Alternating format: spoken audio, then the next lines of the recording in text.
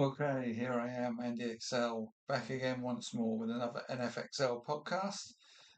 Recent weeks we've been covering the NFL in build up to the start of the season. Now then, the 2076 NFL and college seasons are underway. College being the ultimate word here because I'm going to start looking at the 2026 NFL draft class as it could be. Now, one thing I won't shy away from, I will say over the last 3 or 4 years, I have become one of, if not the most accurate predictor of who will go where in NFL drafts that you'll find anywhere, and that includes the likes of Daniel Jeremiah, all the crews from all the US networks. I would stack myself up against any of them and say, go beat me in terms of accuracy. So if you want to know what's going to happen, keep tuned to this. So, without any more ado, having sold myself a bit, I will give you my early season view on the quarterbacks who go into this season and start this season as the ones to watch ahead of the 2026 NFL draft. So let's put this a bit of historical context here. In the 2025 draft, we saw 13 quarterbacks get selected. 11 went in 2024, 14 in 2023, 9 in 2022, 10 in 21, and 13 in 2020. That's no fewer than 70 quarterbacks drafted this decade, at an average of 11.67 per draft, with a low of 9 and a high of 13. Excuse my voice. So that tells you that the demand for quarterbacks is never ending. Teams are always willing to take a shot on one of these guys and hope it pans out. You know, they're hoping for that Brock Purdy in round 7, or they're hoping for the round 1 guy that turns out to be a generational talent, the likes of Jaden Daniels, etc. So those stats this decade, in terms of by round, that breaks down as 3.5 in round 1, 0.67 in round 2, 1.33 in round 3, 1.17 in round 4, etc., etc. So really, we're looking at um, about 6 or 7 to go in the first 4 rounds generally, um, maybe 8 or 9 in the first 5 rounds. A quarterback has gone as the first overall pick in 5 of the 6 drafts this decade. Those 5 being Joe Burrow, Trevor Lawrence, Bryce Young, Caleb Williams, and Cam Ward. So here I will highlight my top dozen going into the college season.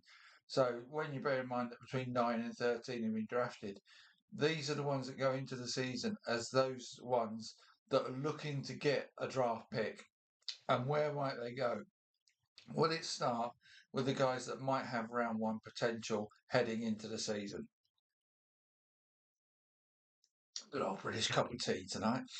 So, and it's got milk in, not like you Americans who might put lemon in it or something like that. True Brit here. Right, round 1 potential.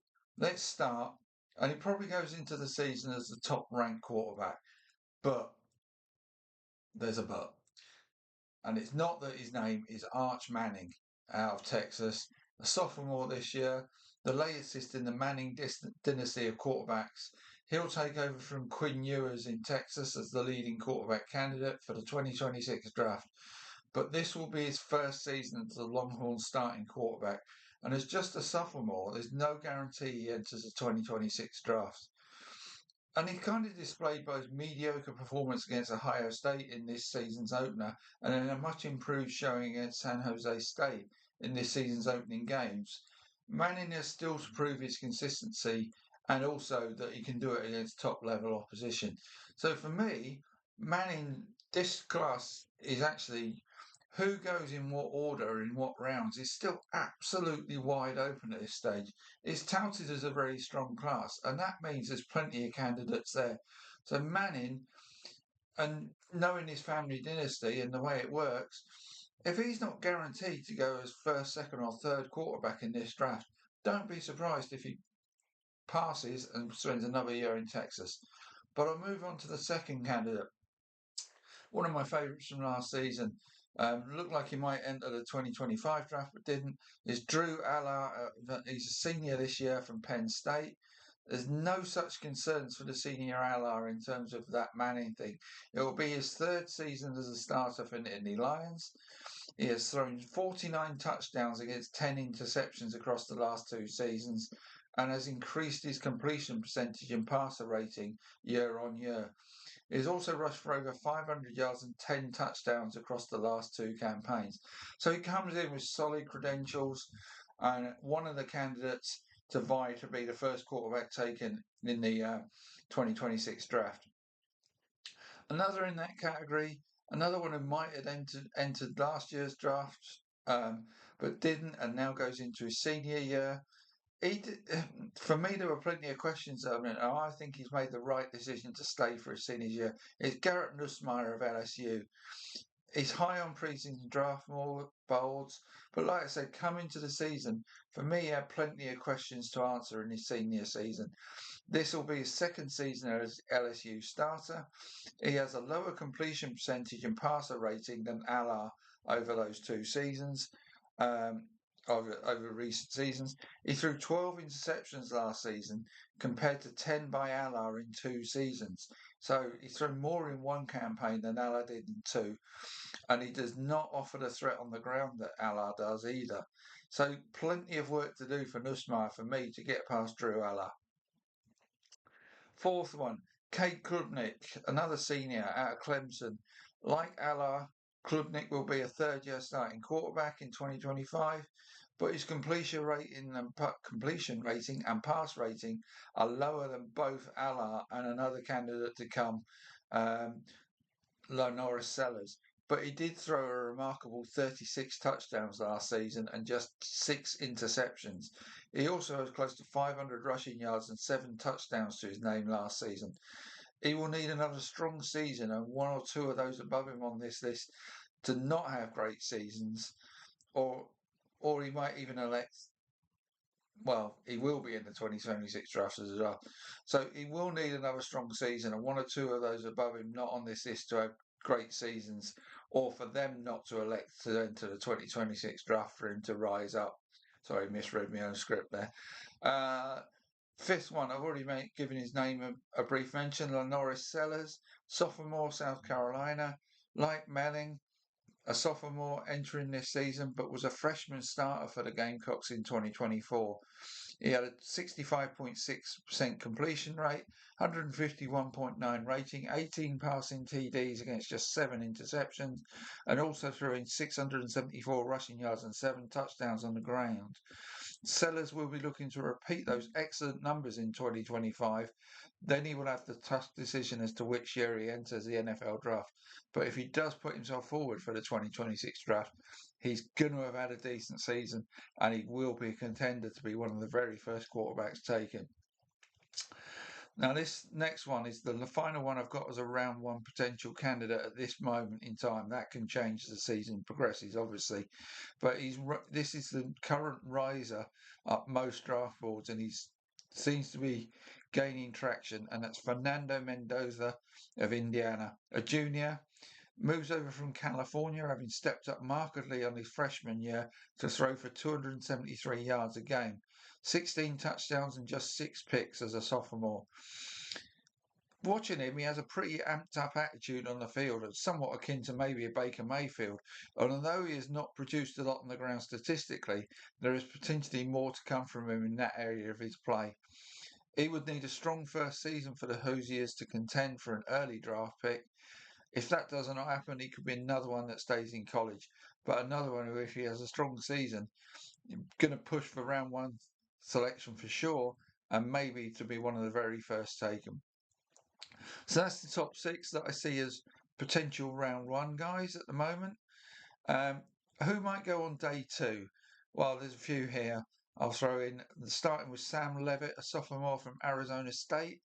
He's moved from Michigan State to take up the starter's role for the Sun Devils in 2024.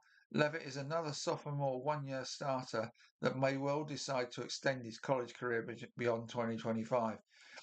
He had a very good first season as a starter and would need another one, possibly even better, to warrant going into the draft this year. On the flip side of that, the next guy up is Carson Beck, senior now at Miami. He's moved from Georgia to Miami to fill the shoes of the 2025 first overall pick Cam Ward. As such, comparisons will be made between the two, and Beck has plenty of qualities to have a strong season, but he needs to cut out the errors.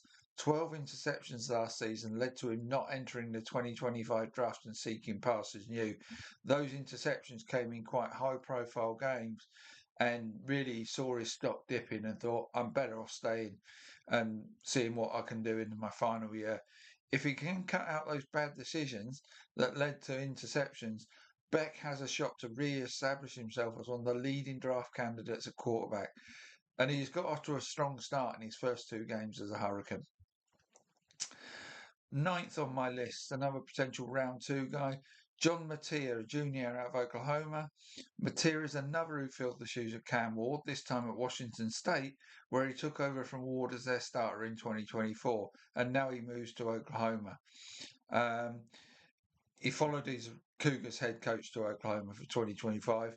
He'll be operating at a higher level and more in the public eye, so he has an opportunity to thrive in 2025.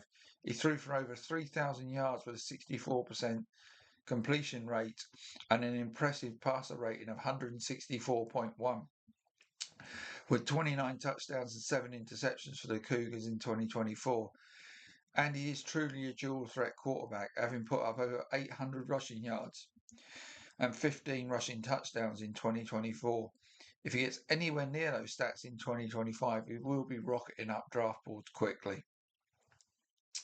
Right, another underclassman at 10, Nico Iamaleava, sophomore from Tennessee.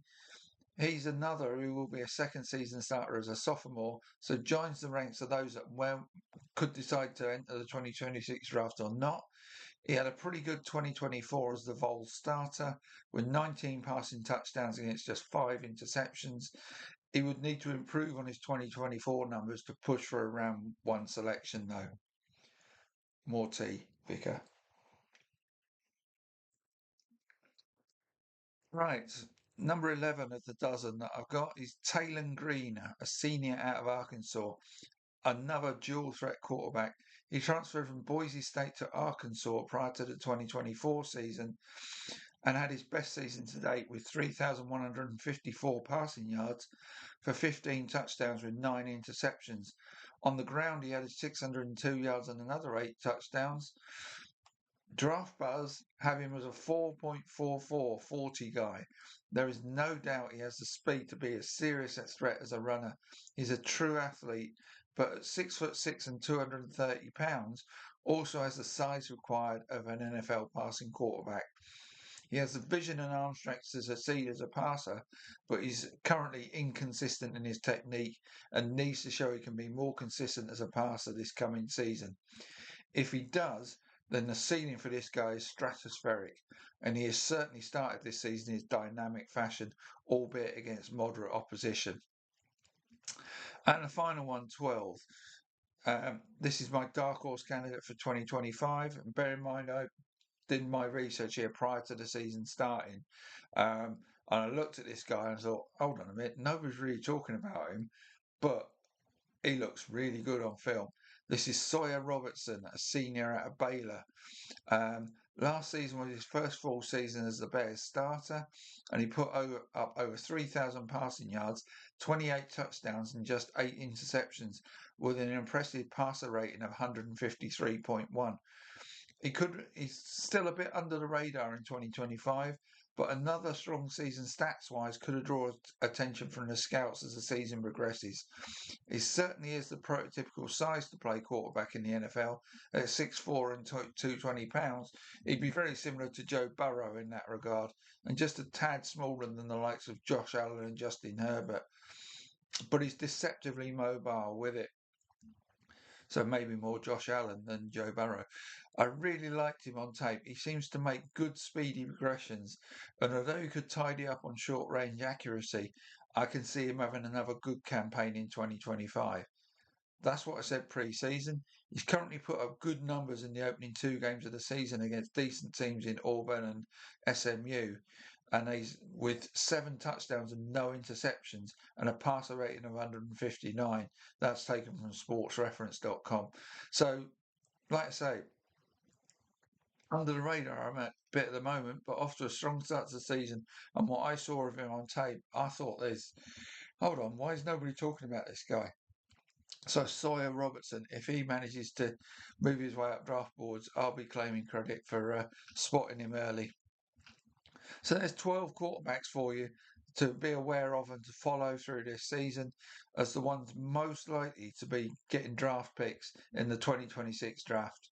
And like I say, plenty go every year between 9 and 13, and you can, with 5 going as the first overall pick, one of those 12 could well be the first overall pick in 2026.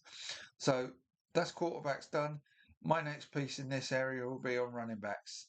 So, like I said, I'll go back over it again and I'll keep repeating it as long as people disbelieve it. If you really want to get the most accurate look at who's going to go where in the 2026 NFL draft, you should be watching my podcast. They're as good, if not better, in terms of accuracy than anybody else. So stay tuned if you're wanting to know what's going to happen in the 2026 drafts. See you soon.